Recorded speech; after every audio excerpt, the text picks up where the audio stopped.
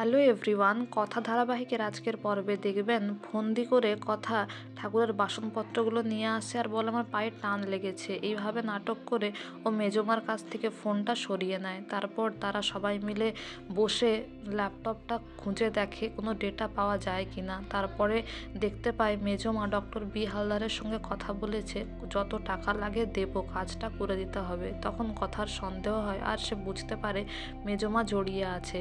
কিন্তু এভি সেখানে চলে আসলে সবাই এক এক করে চলে যায়। তখন এভি বলে, কি হয়েছে বল, কি লুকাচ্ছিস, সবাই ভূত দেখার মতো পালিয়ে গেল কেন? তখন কথা বলে, কিছু হয়নি তো। তারপর চলে যেতে গেলে এভি তাকে টেনে নেয় আর তার হাতটা মাথায় দিয়ে বলে, তুই বল, তুই কি লুকোচ্ছিস আমার থেকে? তখন কথা বলে, আপনি এসব মানেন নাকি? তখন এভি বলে, তুই তো মানিস, বল কি লুকোচ্ছিস? তখন কথা বলে, আমি যদি কিছু লুকিয়েও থাকি সেটা আপনার মঙ্গলের জন্যই। আর তাছাড়া আপনি আমায় ভালোবাসেন নাকি যে আপনি বুঝতে পারলেন আমার মনের মধ্যে দোলাচল চলছে?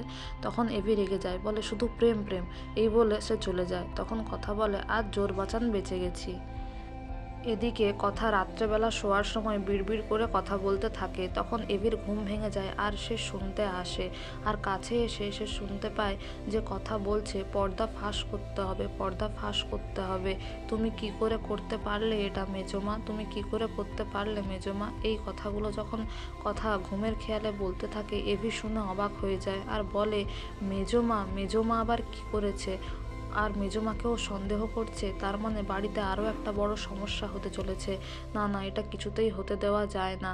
তাছাড়া ও কি এত ভাবছে, কেনই বা এত ডিপ্রেসড ফিল করছে? তাই জন্যই ও এত টেনশনে ছিল। ওকে কিছুতেই কালকে বাড়ির বাইরে যেতেই দেওয়া যাবে না।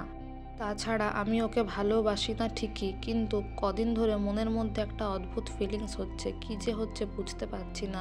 এর পরের দিন দেখবেন এভি সকালবেলা ঘুম থেকে উঠেই অর্ণাকে আর প্রিয়াকে ডাকে রেড কোট বলে আর একটা তালা আনতে বলে। আর সে তালাটা সে দিয়ে দেয় কথার ঘরের বাইরে আর ওদেরকে পাহারা দিয়ে চলে যায়, যাতে করে কেউ ভেতরে ঢুকতে না পারে আর কথাও বেরোতে না পারে।